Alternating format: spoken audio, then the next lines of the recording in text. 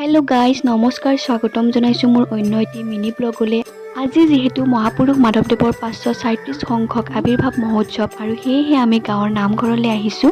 আৰু এয়া নামঘৰৰ পৰিৱেশ ধুনীয়া সেউজীয়া পৰিৱেশৰ মাজত এই নামঘৰটো আমাৰ স্থাপন কৰা হৈছে আৰু এয়া নামঘৰৰ পৰিৱেশ অকণমান আপোনালোকক দেখাই দিছো। ইয়াতে ধুনীয়াকে নাম প্ৰসংগ কৰা হৈ আছে আৰু বিভিন্ন ঠাইৰ পৰা ইয়াতে বহুতো ভকতসকল আহিছে আৰু সকলোৱে একেলগে নাম প্ৰসংগ কৰি আছে আৰু এয়া আমাৰ অকণমান ধেমালি কৰি আছে মই ভিডিঅ' কৰি থকাৰ কাৰণে।